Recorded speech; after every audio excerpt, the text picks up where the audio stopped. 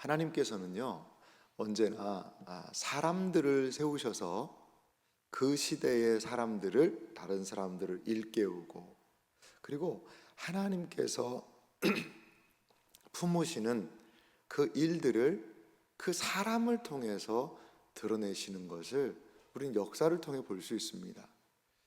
하나님은 갑자기 천사들을 보내시든지 아니면 하늘에서 갑자기 무슨 징조를 보이셔서 하나님의 뜻을 이루어가는 방식이 아니라 하나님을 깨닫고 하나님을 알고 하나님의 뜻에 그 마음을 합한 자들을 일으키셔서 주님의 몸된 교회를 이끌고 나가시고 하나님의 역사를 이루시는 것이 하나님 나라의 놀라운 일들이라는 겁니다.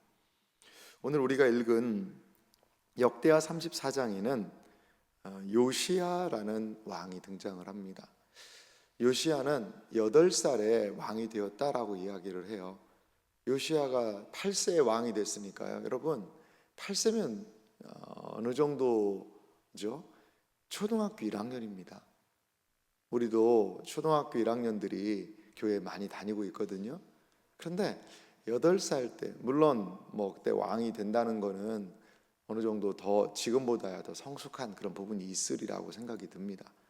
과거에 고대의 사람들이 보면 어린 나이임에도 불구하고 많은 탁월한 업적들을 드러낸 사람들이 종종 있지요.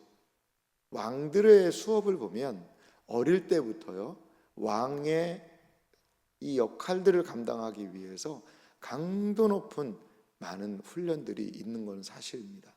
엘리트 교육의 산물이 고대의 왕들 아니겠어요? 그렇다 치더라도 8살은 너무나도 어리고 판단과 생각을 하기에는 유약한 나이 아니겠습니까? 하지만 우리는 성경을 알지만 요시야 하면 떠오르는 게 있습니다. 그것은 무엇이죠? 종교개혁입니다.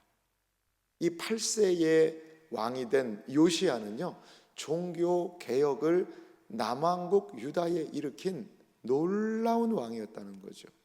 남왕국 유다, 역대하가 관심을 갖고 있는 남왕국 유다의 왕들이 있습니다. 누구죠? 요시야 앞에 히스기야가 있습니다. 히스기야 왕에 대한 많은 분량을 이 역대하가 차지하고 있고요.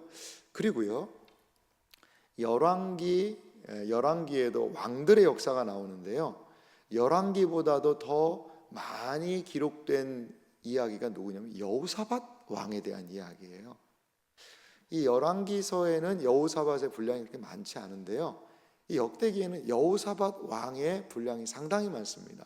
가만히 보면요, 여호사밧이 전쟁에 나갈 때도요, 이 제사장들과 레위 사람들이 함께 찬양하며 예배하며 나가는 그런 부분도 있고요. 역대기의 관심은 무엇이냐? 이스라엘의 회복.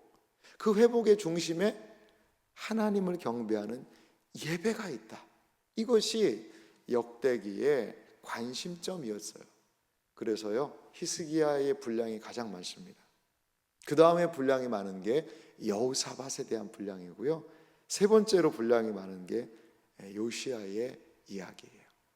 이렇게 요시야는 남왕국 유다의 개혁을 주도했던 것을 볼 수가 있습니다. 그는 31년간 다스렸다. 그러니까 39살에 참 40도 못 살고 죽었거든요. 안타까운 그러한 현실이죠. 이 요시야가 조금 더 이 통치를 남왕국 유다를 했었으면 어땠을까라는 그러한 생각이 참 많이 드는 아쉬운 부분입니다. 우리가 남왕국 유다의 역사를 알지만요, 사실은요, 요시야 때에 거의 남왕국 유다는 요시야가 죽은 이후에 끝납니다. 거의 끝나요. 요시야가 죽은 이후에 약 22년간 남왕국 유다가 존속하다가 망하게 되는데요, 참 안타까운 그런 상황이 요시야 이후에 일어나게 됩니다. 저는 요시야는요, 남왕국 유다의 마지막 불꽃이 아니었을까 이런 생각이 들어요. 마지막 불꽃이 확 사르고요. 이제 그 불꽃이 연료를 소진해서 없어지는 것처럼 훅 하고 꺼지는 느낌이 남한국 유다의 이야기입니다. 3절 말씀을 보면 이렇게 얘기를 해요. 아직도 어렸을 때에 곧 왕위에 있은 지 8년에 그의 조상 다윗의 하나님을 비로소 찾고 제 12년에 유다와 예루살렘을 비로소 정결하게 하여 그 산당들과 아세라 목상들과 아루새긴 우상들과 부어 만든 우상들을 제거하여 버리매. 아멘. 자, 아직도 어렸을 때에 왕위에 있은 지 8년, 8살에 왕이 되었으니까 왕위에 8년이면 몇 살이죠? 16살입니다. 아마도요, 이 요시야가 16살 때 하나님을 깊이 만났던 것 같아요.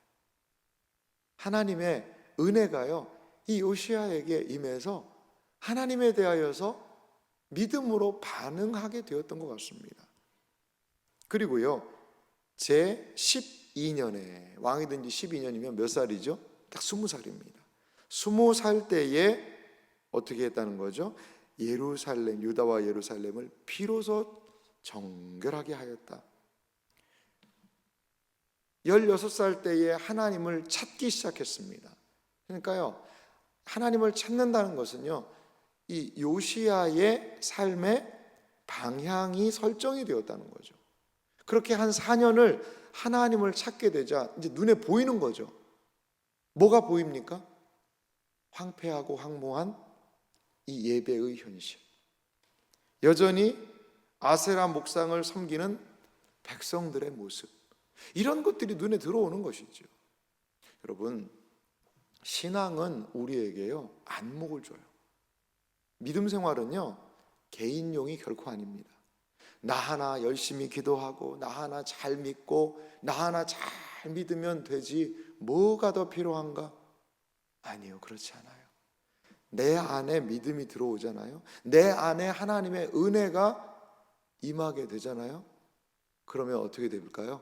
이 은혜는요, 이제 다른 사람과 나누고 싶은 거죠. 예배 공동체를 보게 되는 거죠. 한 목사님의 대형교회 목사님 아들의 이야기가 있어요. 건성건성 교회 다녔다는 거죠. 그런데 하나님의 은혜를 이분이 만나게 돼요. 그러니까 뭐가 보이느냐? 교회에 참 너무나 안타까운 현실들이 보이기 시작하더라는 거예요. 그래서 이분이 막 책을 쓰셨어요. 책을. 교회가 이러한 부분에서는 이렇게 개혁되어야 되지 않습니까? 마찬가지예요. 하나님을 찾고 하나님에 대한 사랑은요, 반드시 교회에 대한 사랑, 공동체에 대한 사랑, 영혼에 대한 사랑으로 흘러가는 것이 정상 아닐까요? 이 사람 요시야가 그랬어요. 16살 때 하나님을 찾기 시작합니다. 하나님을 찾고 예배하고 경배하는데 그러지 못한 이 안타까운 현실들이 눈에 들어오게 되는 거예요. 그래서 그는 20살의 나이에 비로소 유다와 예루살렘을 정결하게 하기 시작했다라는 거죠. 산당들, 아세라 목상, 아로새긴 우상, 부어 만든 우상을 제거하여 버립니다. 4절 말씀 보면요, 무리가 왕 앞에서 바알의 제단들을 헐고요, 왕이 또 그 제단 위에 높이 달린 태양상을 찍고요, 아세라 목상과 아로새긴 우상과 부어 만든 우상들을 가루를 만들어 제사하던 자들의 무덤에 뿌립니다. 그리고 5절을 보니까 제사장들의 뼈를 제단 위에서 불살라 가지고요, 유다와 예루살렘을 정결하게 하였다는 거죠. 이러한 이 20살 약관의 나이인 요시야는 하나님을 찾을 때에 버려야 될 것이 무엇인지를 명확하게 알게 되었다는 거죠. 근데 놀라운 사실이 있어요. 6절 말씀 보면은요, 또 므낫세와 에브라임과 시므온과 납달리까지 사면 황폐한 성읍들에도 그렇게 행하여. 여러분, 이게 왜 놀라운 이야기일까요? 지금 요시야 때는 어떤 때입니까? 북왕국 이스라엘은 이미 망하고 없어진 때예요. 북왕국 이스라엘. 히스기야 6년에 북왕국 이스라엘이요, 아수르에 의해서 망하게 됩니다. 그러니까 거기는 어떻게 보면 이제 나라가 아닙니다. 아수르의 이주 정책에 의해서 사마리아에는요, 외국 사람들이 와서 살기 시작한 거예요. 외국 사람들이. 어떻게 보면 이스라엘의 수치 아니겠어요? 이스라엘에. 그런데 아마도 거기에 므낫세, 에브라임, 시므온, 납달리 이러한 지파들이 살던 지역들의 사람들이 남아 있었던 것 같아요. 일부 사람들이. 근데 거기 가보니까 거기에도 우상 숭배하니까요, 그 북왕국 이스라엘의 옛 땅에 가서 거기에 가서도 그 우상 숭배하는 것은 이거 아니다 라고 거기까지도 다 이 모든 것들을 철폐하고 돌아오는 이 요시야의 마음에 열심히 있었다는 거죠. 7절 말씀은 그래서 말합니다. 제단들을 허물며 아세라 목상들과 아로새긴 우상들 바 가루를 만들며 온 이스라엘 땅에 있는 모든 태양상을 찍고 예루살렘으로 돌아왔더라. 아멘. 우리가 여기서 확실하게 알 수 있는 한 가지가 있습니다. 그것은 무엇입니까? 무너뜨려야 세울 수가 있는 겁니다. 무너져야 세울 수가 있는 거죠. 하나님의 은혜가 임해요. 근데 내 자아가 여전히 탁 버티고 있어요. 그럼 결코 거기 세워지지가 않아요. 예수님이 땅에 뿌린 씨앗에 대한 비유를 하시잖아요. 씨를 어디에 뿌립니까? 길가에도 씨가 떨어지고요, 거기에 의도적으로 농부가 거기 뿌린 게 아닙니다. 그냥 뿌리다 보면 거기도 떨어지는 거죠. 그리고 특별히 돌짝밭에 떨어졌다라는 성경의 표현이 있습니다. 돌짝밭은 뭘까요? 자갈이 많은 자갈밭에 씨가 떨어졌구나 보통 생각하는데 그게 아니고요, 가끔 가다가 이스라엘의 밭에는요, 이 안반이 있는 데가 있다고 그래요. 안반이 있는, 바위가 있는 거죠. 근데 바위 위에 살짝 흙이 쌓여 있는 거예요. 바위 위에. 그러니까 이 씨앗이 거기 흙에 딱 떨어지니까 발하는 됩니다. 발하는. 왜? 거기 흙이 있으니까. 그런데 어떻게 되는 거죠? 뿌리를 못 내리는 거예요. 뿌리를. 더 이상 뿌리를 못 내리는 거예요. 발하는 됩니다. 발하는 되는데 이게 뿌리가 내려가서 복음의 역사가 뿌리를 내리고 성장을 해야 되는데 안반이 있으니까요, 더 이상 자라지를 못하는 거예요. 뭐 죽지는 않겠죠. 비실비실하겠죠. 작은 묘목으로 말이죠. 무너져야 합니다. 깨트려져야 합니다. 부서져야 합니다. 그래야 하나님이 역사하시는 거예요. 우리의 신앙생활 오래 했지만요, 오래 신앙생활한 것이 우리를 더 하나님 앞에 이끌고 인도하는 더 순수함으로 나아가야 되지 않을까요? 그렇지 않으면 아무리 은혜를 받아도요, 그게 잠깐뿐일 수 있습니다. 생명은 있는 것 같아요. 하지만 뿌리 내려서 가지를 뻗고 열매 맺고 하나님이 허락하시는 풍성함을 경험할 수가 없다라는 거죠. 왜 요시야는 그 망해버린 북왕국 이스라엘까지 가서 그 태양상들을 다, 우상들을 다 가루로 만들고 무너뜨렸을까요? 영향을 주고받는 것이지요. 영향을 주고받을 수밖에 없는 거예요. 그래서 온 이스라엘 땅에 더 이상 우상은 존재할 수 없다라는 각오와 결심과 다짐을 가지고 이러한 놀라운 신상을 무너뜨리는 일들을 하더라는 거죠. 그렇습니다. 무너져야 하나님이 역사하시는 거예요. 근데 또 하나 놀라운 이야기가 있습니다. 그것은 무엇입니까? 이 요시야가요, 8절 말씀 보니까요, 이러한 부분이 등장을 해요.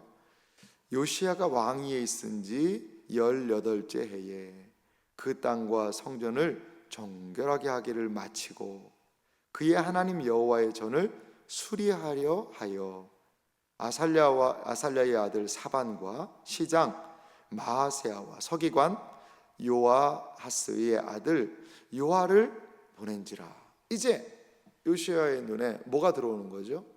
무너진 성전에 대한 수리가 들어갑니다. 내일 살펴보겠습니다만 이제 이 성전을 수리하다가 율법책을 발견하게 돼요. 율법책을. 그런데 이제 이들이 헌금을 해요. 헌금을 해서 우리가 예배하는 그 자리를 세우자는 거죠. 여러분, 명확하지 않습니까? 우상은 뭐 하죠? 무너뜨리고 하나님의 성전은 다시 세우고. 이게 정석이에요. 이게 정석입니다. 우상을 무너뜨려야 하나님의 성전에 의미가 있지 않겠습니까? 여러분, 우상들이 버젓이 있는데 이 성전만 잘 번듯이 지어놓으면 그게 무슨 소용이 있을까요? 사람들은 성전이 아니라 다 우상 숭배하러 가는 거죠. 우상을 무너뜨려야 사람들이 하나님께 관심을 갖고 하나님을 찾고 성전에서 예배드리는 것 아니겠어요? 이건 자연스러운 결과물이라는 거죠. 그는 26살에 이제 무너진 성전을 수축하고 거기를 새롭게 하는 것을 볼 수 있습니다. 여기에 보면 목수들이 그리고 돌을 다듬고 헐어버린 성전을 위해 들보를 만들고 많은 사람들이요, 그 성전 이곳저곳을요, 이 영적으로만 세우는 게 아니라요, 가시적으로 세워요. 가시적으로 세워서 이곳이 하나님을 예배하는 처소요, 이곳이 하나님을 경배하는 처소가 되도록 이들이 애쓰고 수고하고 노력하는 것을 우리는 이 말씀을 통하여 볼 수 있습니다. 그렇습니다. 하나님의 백성들이 사랑하는 곳이 있어요. 성전은 분명히 영적인 의미와 더불어 장소성이 있잖아요. 눈에 보이는 가시적인 건물이었지 않습니까? 여러분, 눈에 보이는 성전을 이 요시야와 더불어서 이스라엘 백성들이 수축하고 세워나가자 그곳은 이들의 신앙의 중심부로서의 역할을 감당했다는 거예요. 신약시대 교회는요, 이 예배당은 성전 아닙니다. 여러분, 성전을 건축한다, 멋진 표현이지만 정확한 의미는 성전은 아니에요. 성전이라고 하면 그럼 완전히 틀립니까? 그렇게까지 이야기할 수는 없겠지만 그래도요, 정확하지는 않아요. 신약은 성령님을 모신 우리가 성전이라고 이야기하거든요. 우리 한 사람 한 사람이 성전이에요. 이곳은 우리가 예배하고 모이는 교회당이고 예배당이지요. 하지만 저는 이 예배당도요, 너무 사랑해요. 여기가 이 예배당이 우상화될 수는 없지만 여기에서 우리가 예배드리고 교제를 나누고 하나님께 은혜를 받고 이곳에 들어설 때마다 하나님이 주시는 은혜가 참 감사하거든요. 우리 리모델링 사역을 감당하고 있잖아요. 얼마나 참 감사한지 몰라요. 저도 둘러보면서 여기에서 우리 아이들이 얼마나 하나님을 더 경배하고 찬양할 수 있을까, 여기에서 우리 성도님들이 얼마나 더 하나님을 찾고 의지하고 예배할까, 그러한 기대가 들어요. 이 귀한 사역을 위해서도 여러분 기도해 주시기 바랍니다. 여러분, 예배당이 온전히 세워지는 것은요, 몇몇 사람들의 힘으로는 안 되는 것 같아요. 우리가 기도하고 마음을 쏟고 그 과정을 통하여서 이 모든 일들이 분명히 세워지게 될 줄 믿습니다. 그렇습니다. 영적인 것에 관심을 갖는 것 중요한데요, 눈에 보이는 것, 오늘 보면 요시야가요, 눈에 보이는 그 성전의 건축이 눈에 들어왔고 그 과정을 통하여서 하나님의 놀라운 은혜를 이스라엘 공동체가 경험하게 되는 것을 볼 수 있어요. 이번 리모델링 사역이요, 단순한 교회에서 잘 알아서 하겠지가 아니라 기도하고 참여하고 동참하고, 그래서 우리의 믿음이 또한 성장하고 자라날 수 있는 복된 은혜의 모든 시간들이 되기를 주님의 이름으로 축원합니다.